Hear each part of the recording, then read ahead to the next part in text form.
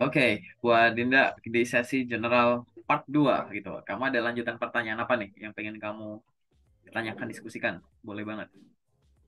Hmm, tentang ya benar sih yang tadi dibilang interview.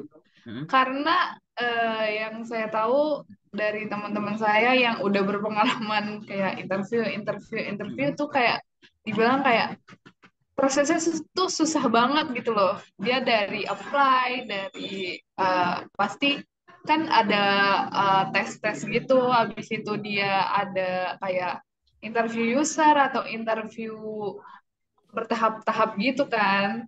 Nah, itu yang saya takutin selama ini sih, Pak. Itu Oke, gimana ya? Kayak eh, susah sih, maksudnya kayak oke. Aku jelasin dulu ya. ya. Cara biar kita menjadi seorang job seeker penuh persiapan tanpa mengkhawatirkan tahapan rekrutmen mau sependek atau sepanjang apa adalah sejak awal kamu belajar sampai ujung. Cukup itu doang tipsnya. Nggak ada tips yang lain. Jadi jangan belajar yang di depan mata saja. Contoh, mentang-mentang kamu ngirim lamaran belum ada yang manggil, belum ada yang lolos, kamu sibuk ngirim lamaran terus, tapi lupa belajar psikotes, lupa belajar interview, lupa memahami cara riset perusahaan, lupa memahami ngelola sosial media kalau ada sosial media cek, lupa berolahraga padahal nanti mungkin ada medical check up, lupa riset-riset soal kontrak kerja padahal nanti kalau kamu disodorin kontrak kerja masa iya iya aja, masa nggak ada tangan, masa ada tangan semua gitu, masa nggak dibaca dulu. Kamu mentang-mentang belum ada yang manggil, lupa riset soal gimana tips nanti kalau ada probation, aku lolos probation gimana dan lain-lain gitu. Orang yang belajar cuma yang selangkah di depan mata itu pasti akan mengkhawatirkan panjangnya rekrutmen. Padahal sebenarnya yang porsi kamu itu, ingat ya, seperti di sesi pertama aku akan bilang kuncinya adalah persimpel cara mikir dan cara geraknya. Jangan semuanya tuh dipikirin, langsung dikerjain. Bahkan sejak kamu belum lulus kuliah, masih kuliah, atau habis wisuda nih, fresh graduate tanpa pengalaman belum apply job, itu kamu bisa belajar sampai belakang. Walaupun kamu belum ngelamar kerja, di luar sana banyak loker, kamu bisa ngintip-ngintip loh. Kamu dengan lihat poster lowongan kerja, walaupun belum ngelamar, kan kamu bisa lihat, oh PT ini dia membuka untuk posisi ini. Berarti aku bisa ngincer posisi perusahaan itu tuh. Oh, di situ ada kualifikasi. Oh, berarti kalau untuk jadi ini, aku harus punya kemampuan ini ya. Kan udah ngintip-ngintip info dulu tuh. Akhirnya kamu googling lah, nonton YouTube lah, gitu-gitu. Kan bisa. Belum ada panggilan. Belajar terkait cara bikin CV yang baik dan benar. Apa susahnya? Kayak gitu. Kan bisa juga kan ngecek dulu. Oh, CV tuh begini ya. CV tuh zaman sekarang ada yang RTS friendly, ada yang kreatif. Dua-duanya masih bagus. RTS friendly disarankan dipakai untuk CV-CV yang diseleksi lewat sistem dulu, sistem ATS, sebelum diproses oleh mata rekruternya. Oh, CV tipe kreatif itu disarankan nanti dipakai untuk lamaran-lamaran yang dikirim langsung dikelola, diproses sama mata rekruter, misalkan lewat Google Form, lewat DM WA, DM LinkedIn, lewat email gitu. Tapi kalau lewat LinkedIn yang jawab terus lewat job portal, lewat website perusahaan, pakai yang ATS friendly. Oh, ternyata ATS Front itu ciri-cirinya begini, kreatif ciri-cirinya begini. Yang penting apa? Kata kunci di dalamnya. Menjual pengalaman diri. Lebih dari desainnya, tapi intinya isinya apa gitu. Itu kan kamu bisa dipelajari sebelum kamu ada panggilan tes gitu. Browsing di internet, jenis-jenis psikotes. Soal psikotes itu ini ada ini, dia ngukur apa sih, cara ngerjainnya tuh gimana sih gitu. Nggak harus latihan tapi paham cara ngerjainnya nggak apa-apa. Jadi begitu nanti ada psikotes, sebelum mulai psikotes kan nanti ada arahan. Kamu udah familiar. Oh, ternyata ada yang disuruh gambar ya, suruh gambar pohon, suruh gambar orang. Itu gunanya apa sih gini-gitu. Kamu udah ngintip-ngintip dulu sebelumnya gitu. Oh, interview. Memang kamu belum ngadepin interview, tapi nanti kamu akan tahu pertanyaan interview yang biasa muncul apa sih. Bisa kamu pelajarin dulu. Terus tiap hari kamu ngeluangin waktu untuk latihan interview, praktek sama temen, ngomong sendiri, latihan sama aku atau kamu punya mentor, tutor, coach siapapun gitu. Boleh. Jadi begitu nanti ketemu interview, tenang. Ayo mau ngasih aku pertanyaan apapun aku siap. Karena kamu penuh persiapan. Kamu udah ngelatih ngomongnya, di sini isinya udah penuh. Udah riset soal perusahaan, udah riset soal posisi yang dilamar, udah paham soal CV dan dokumen pendukung, udah belajar pertanyaan yang biasa muncul saat interview. Jadi waktu interview tuh lancar gitu. Apalagi nanti ada medical check up, kamu tiap hari ngeluangin waktu. Ngapain ke olahraga kayak jogging, renang gitu. Jangan nanti kelihatan ada undangan medical check up, sekarang kamu gaya hidup sehat. Oh, aku nggak begadang, aku nggak ini. Masa tiba-tiba begitu, terus langsung gitu gitu. Jadi jangan kayak ibaratnya mempelajari tahap rekrutmen tuh hanya yang di depan mata aja gitu. Gitu. Ini kan jangka panjang gitu. Nah, orang yang sudah punya persiapan kayak gitu, iseng deh nanya ke orang-orangnya. Besok kamu ada psikotes, sekarang ngapain? Kan ada yang malah nongkrong, nge-game, main apa gitu. Kayak gitu santai. Kenapa? Dia udah jauh-jauh hari. Ingat ya, tahap rekrutmen itu ada yang bisa dipersiapkan, ada yang persiapannya pendek, ada yang nggak ada persiapan. Contoh interview. Ada interview yang kamu diundang 2 hari lagi, 3 hari lagi, ada. Ada yang dikonfirmasi sekarang, interviewnya besok pagi, ada. Ada yang di saat itu juga kamu ditelepon dan diminta waktu saat itu juga. Itu. Selamat pagi dengan Ibu Dinda. Perkenalkan nama saya ini dari PT ini. Sebelumnya Ibu melamarin untuk di PT sini ya. Iya. Ibu bila, boleh minta waktunya 10 sampai 15 menit untuk kami lakukan screening awal gitu. Kalau kamu nggak belajar gimana tuh? Langsung didadak kayak begitu. Panik nggak? Panik. Tapi kalau kamu di belakang udah belajar gitu, mau dadakan kayak mau dijadwalin pendek panjang sama. Kamu sama-sama meyakinkan. Kan intinya kan kamu harus bisa meyakinkan perusahaan kamu adalah orang yang cocok gitu. Harusnya kalau kamu misalkan ya awal kan kamu kan dinilai dari dokumen gitu kan. Oke, kayak begini. Oh, ini orang cocok nih untuk posisi ini. Kita kasih yuk kesempatan ke tahap selanjutnya gitu. Psikotes. Oh, ini cocok nih gitu. Kamu mau lewat dokumen kayak mau lewat tes, mau lewat interview itu harus sama-sama meyakinkannya. Jangan sampai di atas kertas, di CV dan dokumen pendukung kita anggap kamu cocok untuk posisi ini, begitu di interview kamu nggak bisa menjual diri. Ini orang kenapa di CV-nya meyakinkan waktu di interview kayak dia nggak menguasai yang dia tulis ya, gitu. Kenapa di CV-nya bagus? Apa dibikinin di CV-nya? Atau salah orang nih ya gitu-gitu. Ya harusnya sama. Di CV kamu meyakinkan, di interview juga kamu harus meyakinkan. Kayak gitu. Harus. Caranya apa? Ya tadi. Intinya apa? Jadilah job seeker yang penuh persiapan. Belajarnya sampai ujung gitu. Nanti tenang deh kayak gitu. Kalau kamu udah biasa belajar sampai ujung sejak jadi fresh graduate, nanti kalau kamu udah jadi seorang senior nih atau udah punya pengalaman kerja, kan banyak orang pengen nyari kerja lagi tanpa resign dulu ya. Jadi kayak aku nggak bakal resign sebelum dapat kerja lagi. Itu orang-orang tipe kayak begitu, banyak yang gampang-gampang pindah karena dulu di awal udah kebiasa belajar semua itu. Jadi pada saat dia kerja, masih kerja, dia kan nggak ada waktu untuk belajar interview lagi kan. Dia nggak ada waktu untuk riset perusahaan, nggak ada waktu untuk gini gitu. Tapi dia udah kebiasa ngelakuin belajar sampai ujung sejak dulu. Jadi pengalaman dia yang dulu-dulu itu membantu dia transisi dengan mudah. Sekarang bayangin kalau kamu nggak kebiasa gitu dan kebetulan kamu akhirnya dapat kerja, terus nanti kamu pengen pindah kerja lagi. Kamu nggak punya ingatan, dulu interviewku gimana ya, belajar dari nol lagi. Males nanti gitu. Apalagi kamu statusnya masih kerja gitu-gitu. Sehingga itu tadi, gimana caranya biar kamu confident tadi kayak gitu. Karena memang rekrutmen rata-rata itu kan kayak plus minus sebulan gitu kan gitu. Tapi ada yang butuh cepat, bisa cepat. Ada yang sangat lama gitu. Interview macam-macam. Ada yang interview cuma sekali gini. Dulu aku review paling banyak tuh ada yang dia di interview 11 kali bayangin. 11 user. Jadi habis interview sama gitu gitu sama manajer engineer, manajer finance, manajer apa kayak gitu ada. Aku review CV itu untuk level fresh graduate pernah, level C aku pernah gitu. Tentang aku Wah, review CV itu pernah gitu. Kayak gitu. Dan itu beda-beda. Jenuh nggak? Jenuh, capek betul. Tapi kalau kamu menikmati prosesnya gitu. Gini, orang sibuk yang terencana itu nggak punya waktu untuk khawatir. Serius. Karena dia tahu bahwa, oke, aku tuh sekarang habis ini gini. Aku sekarang lakuin ini. Sambil ngelakuin ini, aku ngelakuin ini. Dia kan sibuk tuh ya dengan rencana dia. Saat dia sibuk dengan rencana dia, pasti di sini isinya apa? Planning kesuksesan dong. Bener nggak? Gitu. Kalau dia lagi ada planning kesuksesan, nggak ada waktu buat khawatir. Aduh, nanti lolos nggak ya? Aduh, kemarin salah jawab gimana ya? Aduh, aku lupa gini gimana. Nggak ada kayak begitu.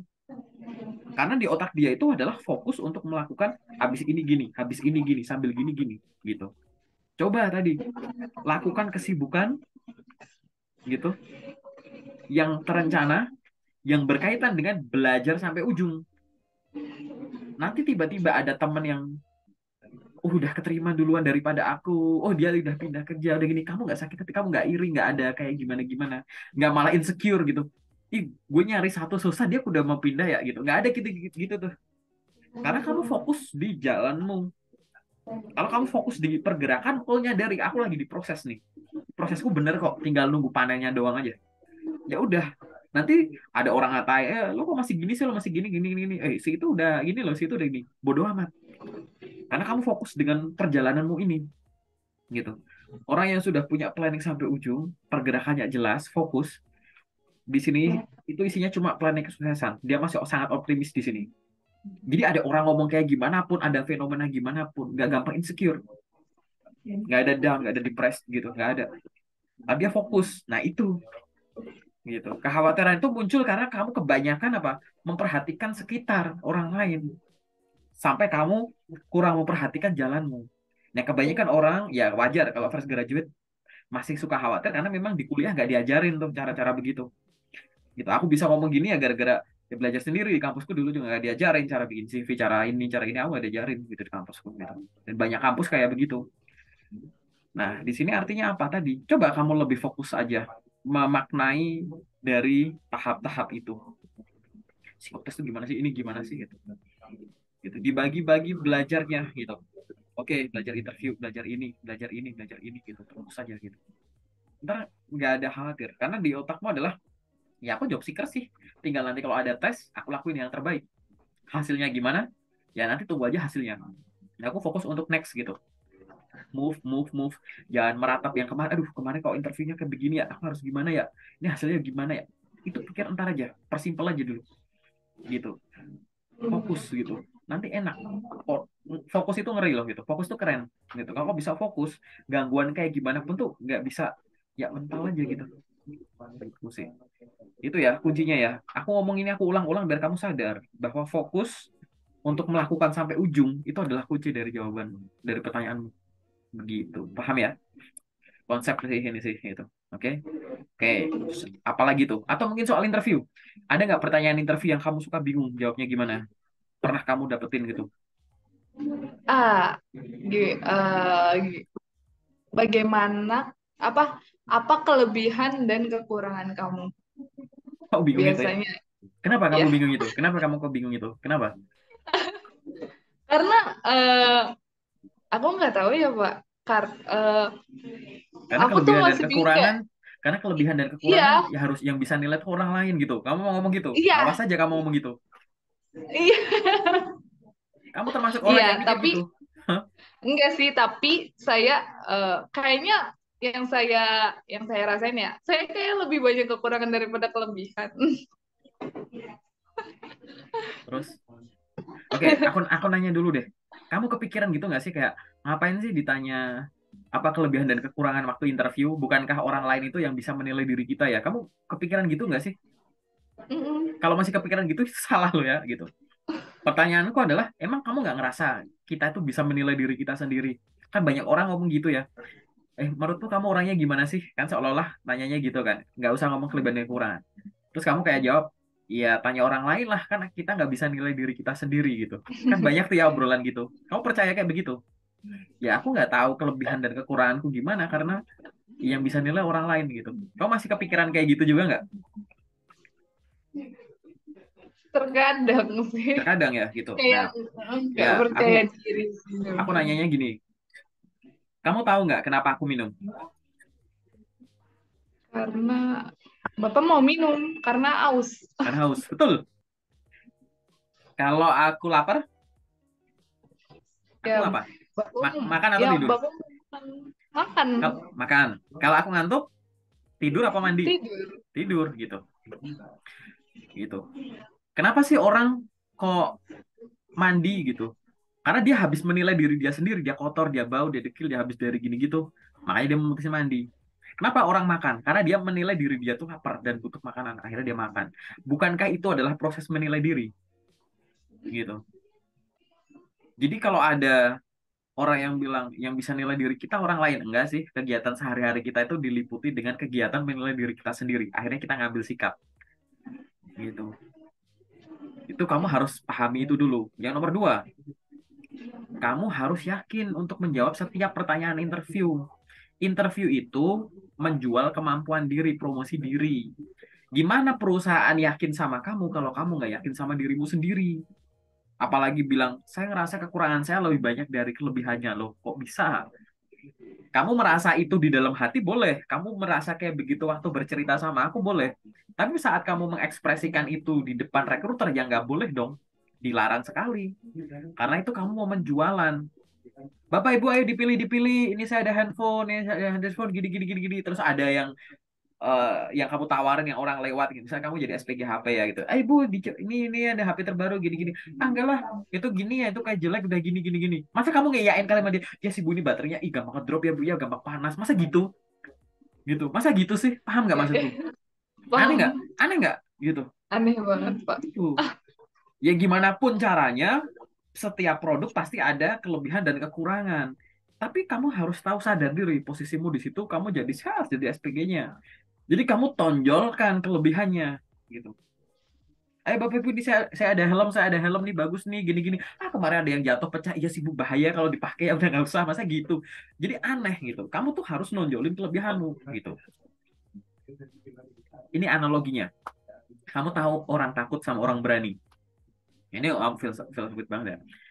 Apakah orang yang berani itu adalah orang yang tidak memiliki rasa takut? Menurutmu? Kan ada namanya berani dan takut nih. Ada orang pemberani, ada orang penakut. Pertanyaanku, apakah orang pemberani itu adalah orang yang tidak merasa takut? Orang yang badannya, iya. Apakah orang penakut itu tidak punya keberanian dan apakah orang berani itu tidak pernah rasa takut? Yang membedakan dua orang ini apa? Yang membedakannya itu eh, hatinya sih. Maksudnya kayak yang satu kan keberanian, yang satu Eh, gini deh. Katakanlah di kamarmu ada ular tuh. Nah, ada oke. ular, terus ada kamu sama orang gitu kan. Ada orang yang penakut sama ular, ada orang yang berani sama ular. Yang membedakan mereka apa? Apakah orang yang berani, misalkan kayak mau nyingkirin itu dilempar keluar gitu, apakah dia nggak punya rasa takut gitu buat nyingkirin tuh ular gitu? Kira-kira Punya. punya. Nah itu, aku jawab aja ya. Orang berani sama orang takut tuh sebenarnya sama aja. Orang penakut itu punya keberanian, orang berani itu punya rasa takut. Yang membedakan mereka adalah orang berani itu adalah orang yang tetap mengambil tindakan walaupun merasa takut. Yakin deh, gitu. Dia tetap ngambil tindakan, gitu. Orang pemberani itu pasti punya feeling, karena itu manusiawi, gitu. Human banget, gitu. Nah itu maksudku di situ. Setiap orang tuh punya kelebihan dan kekurangan, betul. Tergantung fokusmu. Kamu mau fokus ke kekuranganmu atau mau fokus ke kelebihanmu. Orang optimis itu adalah orang yang tetap merasa punya kekurangan, tapi ngambil tindakan untuk menonjolkan kelebihannya. Nah, sekarang pertanyaanku coba dibayangkan. Saat kamu diinterview dengan pertanyaan, apa kelebihan dan kekuranganmu? Kira-kira intinya suruh ngapain? Apa sih maksud dari pertanyaan itu kira-kira? eh Biar maksudnya kayak rekruternya itu tahu sifatnya kita sebelum kita masuk ke sana gitu kan. Oke, terus apa lagi? Kenapa kita ditanya gitu? Apa kelebihan dan Eh, kekurangan kita? Biar rekruter tahu sifat kita, terus apa lagi? ya, terus kayak kita tuh apa ya? Apa ya? Kalau pas ya pas aja nggak apa-apa. Kita pas gitu. Kita lagi kuis soalnya ini. Saya segmen kuis sekarang. Oke, aku jawab Pas aja ya. Pak. Nanti kamu belajar dari YouTubeku. Tadi kan aku suruh kamu belajar dari playlist LinkedIn Plus. Sekarang kamu belajar dari playlist tes interview. Silahkan kamu belajar pertanyaan interview dengan cara memahami pertanyaannya. Jadi kalau kamu ada suatu pertanyaan interview, jangan pernah belajar dengan cara menghafal. Banyak konten-konten yang ibaratnya kalau ditanya gini, jawabnya gini ya, tanpa kamu tahu alasan. Kenapa aku harus ngomong begitu? Emang maksud Hmm. dari pertanyaan itu apa? Apa yang boleh disampaikan? Poin-poinnya sebenarnya. Apa sih poin-poin yang sebenarnya nggak boleh disampaikan? Kamu harus tahu itu. Jadi kalau kamu lagi belajar pertanyaan interview, apa kelebihan Anda? Kamu harus menanyakan ulang. Kenapa kelebihan Anda itu ditanyakan? Apa yang boleh disampaikan? Apa yang nggak boleh disampaikan? Gimana cara jawabnya gitu? Paham ya? Nah, inti dari pertanyaan apa kelebihan dan kekurangan ini, intinya tuh ada dua. Yang pertama, kamu sadar nggak kalau kamu tuh punya kelebihan dan kekurangan? Jadi bukan biar biar rekruter tahu kamu tuh kelebihan kekurangannya apa, tapi intinya tuh rekruter tuh pengen tahu dulu. Kamu sadar nggak punya kelebihan dan kekurangan? Itu dulu. Jadi kesadaran diri, gitu. Yang nomor dua, setelah kamu sadar punya kelebihan dan kekurangan, apa yang kamu lakukan dengan kelebihanmu? Apa yang kamu lakukan dengan kekuranganmu? Apa yang kamu lakukan dengan kelebihanmu biar value-mu itu meningkat dan kelebihanmu itu menguntungkan perusahaan kalau kamu diterima di sini. Apa yang kamu lakukan terhadap kekuranganmu sehingga kekuranganmu itu bisa hilang atau ditekan, diminimalisasi sehingga kekuranganmu itu tidak akan mengganggu performamu kalau diterima di sini gitu loh. Intinya kamu sadar nggak? Sama kayak logika mandi tadi. Kenapa kamu mandi? Karena kamu sadar nggak kalau kamu kotor dan bau? Aku sadar. Lalu apa yang kamu lakukan setelah kamu sadar? Mandi. Gitu loh. Ini logika kehidupan biasa sebenarnya di interview itu. Hanya pakai orang mandi. Kamu sadar nggak kalau kamu lapar? Sadar. Tapi setelah sadar kamu lapar, kamu lakuin apa dengan laparmu? Makan. Gitu. Coba kalau misalnya kamu sadar kamu kotor bau, tapi kamu nggak mau mandi, ngerepotin. Aku di deket bau, gitu. Mau ngomong nggak enak, mau negur nggak ini, gitu. Pengen aku siram air, gitu-gitu kan, dan lain-lain gitu. Nah, ini sama juga, gitu. Interview itu gitu. Sadar nggak kamu punya kelebihan? Sadar nggak kamu punya kekurangan? Sadar. Setelah itu apa yang kamu lakukan dengan itu? Nah, di luar sana banyak jawaban template. Memang menjawab kelebihan dan kekurangan itu jauh lebih gampang menjawab kelebihan. Pada saat ditanya apa kelebihan Anda, fokus sama skill-skill dan pengalaman pengetahuan yang berkaitan dengan posisi yang kamu lamar. Gitu. Kamu ngelamar sebagai seorang apa misalkan customer service gitu. Kamu sampaikan apa kelebihan Anda? Saya memiliki pengalaman untuk berkomunikasi dengan banyak orang. Selama periode kuliah, jurusan saya komunikasi, misalnya secara teori saya banyak belajar terkait dengan ilmu komunikasi. Saya memperoleh IPK sekian sebagai bentuk tanggung jawab saya atas mampunya saya menguasai bidang komunikasi secara teori. Namun selama kuliah, saya juga praktek. Saya ikut dalam berbagai organisasi dan kepanitiaan yang mengizinkan saya untuk berkomunikasi dengan banyak orang. Secara online, secara offline, secara man to man, beberapa kali dengan pejabat-pejabat terkenal, saya harus berbicara presentasi di depan umum, sehingga kemampuan saya yang didasari dengan teori saya di kuliah jurusan komunikasi dan praktek saya ke banyak orang, itu merupakan senjata saya dan kelebihan saya yang saya miliki karena tidak semua orang memiliki kelebihan itu. Kamu sampaikan itu. Kamu bisa menyampaikan itu boleh gitu. Dihubungkan gitu. Karena kemampuan berkomunikasi dengan banyak orang dibutuhkan untuk posisi customer service, misalkan kayak begitu. Boleh gitu. Apa kelebihan Anda? Saya adalah orang yang memiliki passion di bidang graphic design yang menguasai 7 tools desain yang berbeda-beda. Saya dapat menggunakan software A, B, C, D, E, F, G. Saya pernah menggunakan software-software tersebut selama kuliah, baik untuk praktikum, baik untuk kegiatan organisasi, karena saya sering diberikan tanggung jawab untuk membuat desain banner, poster, kaos, dan gini-gitu, maupun usaha pribadi saya. Biasanya saya ada usaha pribadi di liburan antar semester. Saya mengambil project-project online, untuk grafik desain dan beberapa kali saya memenangkan kontes-kontes desain logo misalkan gitu. Kemampuan saya untuk menggunakan software-software desain grafis yang berbeda-beda yang sudah dibuktikan dengan produk-produk yang ada seperti yang saya lampirkan di portofolio saya merupakan salah satu dari kelebihan yang saya miliki. Real gitu loh. Jadi ngomongin yang berkaitan dengan posisi yang kamu lamar. Misalnya kamu lamar dari graphic design. Seolah-olah kamu ngomong, orang yang bisa graphic design banyak, tapi nggak semua orang pernah menguasai 7 software ini loh. Mungkin yang bisa 7 software ini banyak, tapi emang mereka udah ngasilin produk banyak, pernah dapat lomba, pernah menang kontes logo, kontes ini, kontes itu. Kamu harus ngelihat dari sisi situ. Nah, kalau ngomongin apa kekuranganmu, kekurangan itu kamu sampaikan kekurangan yang satu sifatnya tidak bertentangan langsung, nggak kontradiksi dengan posisi yang kamu lamar. Kamu ngelamar jadi customer service, tapi kamu ngampaikannya adalah kekurangan saya adalah saya kurang nyaman untuk berkomunikasi dengan banyak orang. Langsung cut gitu, gitu. Ganti gitu. Kekurangan itu sampaikan kekurangan, jangan yang langsung kontradiktif dengan posisi yang kamu lamar. Yang kedua, jangan menjelekkan diri sendiri. Jangan menjelekkan orang lain, jangan menjelekkan perusahaan. Gitu. Jadi kekurangan itu fokus sama gini ya. Banyak orang membayangkan kekurangan itu adalah sesuatu yang negatif atau sesuatu yang tidak dimiliki.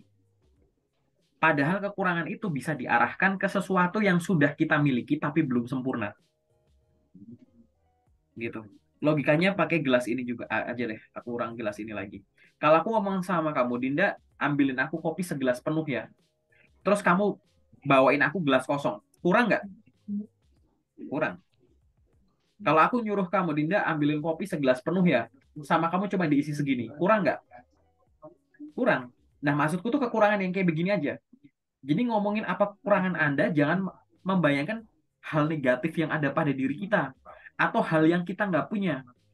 Kenapa ngomongin kekurangan itu kok nggak yang kita punya tapi belum sempurna? Gitu loh. Kenapa kok nggak bayangin itu? Biasanya apa kekurangan yang kamu sampaikan? Ya misalkan kamu ngomong bahwa kemampuan bahasa asing. Saya mampu berkomunikasi dengan bahasa Inggris, tapi masih pasif. Gitu. Sampaikan aja gitu.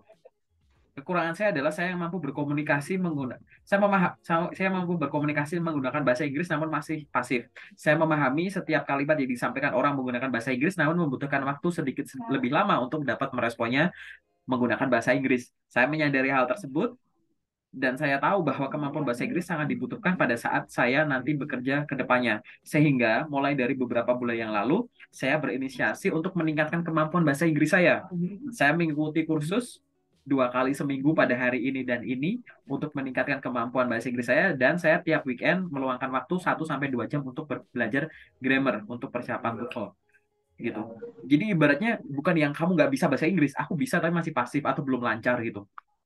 Atau apalagi, misalkan aku fresh graduate, boleh nggak? Boleh. Kekurangan itu. Apa kekurangan Anda? Menurut saya kekurangan saya adalah seorang fresh graduate dengan yang minim pengalaman. Namun minimnya pengalaman saya tadi tidak menyurutkan niat saya untuk dapat berkarir di bidang ini. Pengalaman saya yang kurang, yang saya anggap itu sebagai kekurangan saya jadikan motivasi untuk terus belajar sambil saya menunggu karir saya ke depannya. Sambil setiap hari saya melamar pekerjaan yang sesuai dengan yang saya inginkan, saya meluangkan waktu untuk belajar kemampuan komunikasi, belajar kemampuan pengolahan data menggunakan Microsoft Excel, dan belajar ini.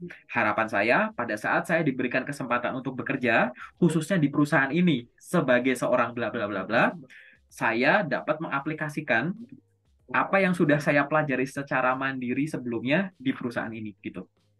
Jadi di sini ibaratnya kamu menyampaikan kekurangan saya fresh graduate, saya kurang pengalaman. Tapi saya menjadikan kekurangan pengalaman saya itu sebagai motivasi untuk belajar sambil saya nyari kerja gitu loh. Bisa kayak gitu. Gitu. Kalau berkaitan dengan tadi yang kamu sampaikan gitu, boleh nggak? Boleh. Kamu sampaikan aja. Apa kekurangan Anda? Sampaikan aja. Saat ini saya ingin berkarir sesuai dengan background saya di bidang finance. Namun, saya menyadari bahwa pengalaman saya merasa bahwa saya masih kurang terkait dengan pengalaman saya di bidang finance. Yang saya miliki adalah kemampuan teoritis di kampus. Walaupun saya memiliki IPK sekian, saya merasa bahwa itu lebih banyak yang berkaitan dengan teori. Dari segi praktek, saya baru dari sisi praktikum dan magang. Magang saya baru 6 bulan. Saya merasa itu masih merupakan kekurangan dari saya karena saya belum pernah diberikan kesempatan untuk terjun di periode yang lebih panjang. Namun saya menjadikan pengalaman saya yang masih kurang tadi motivasi untuk saya mampu menemukan karir yang memberikan saya kesempatan mempraktekkan apa yang sudah saya pelajari sebelumnya di pendidikan dan di magang untuk kurun waktu yang lebih panjang secara lebih profesional. Besar harapan saya karir itu adalah di perusahaan ini sebagai seorang staff finance. Nah, misalkan gitu. Jadi kamu latih aja kayak begitu ditulis. Nah, aku contoh jawaban yang spontan ya gitu. Gitu. Jadi kamu harus nulis dulu, ditulis dulu. Kalau kamu nggak bisa langsung ngomong spontan, tulis aja dulu ya narasinya, terus sambil dibaca gitu, latihan intonasi dulu. Kayak lagi baca naskah skrip gitu ya gitu. Oke, kan kamu jadi aktris gitu. Oke, ngomong aja gitu. Dah, habis itu baru ngomong. Latihan sama orang gitu. Dan itu silahkan kamu latih itu untuk pertanyaan-pertanyaan yang lain. Belajar dari playlistku. Aku bikin playlist yang tes interview tadi, itu isinya pertanyaan yang biasa muncul baik di interview HR atau user, kayak gitu. Silahkan dicek di situ, dipelajari gitu, biar kamu nanti paham. Oke? Ini logika banget ya gitu. Semoga nanti bermanfaat. Ada lagi nggak satu pertanyaan terakhir mungkin kalau ada di sesi general? Kalau ada, Hmm, nggak ada, Pak. udah nggak ada ya? Oke. Iya. Kalau udah nggak ada, kita masuk ke sesi detail dulu aja ya. Oke? Oke.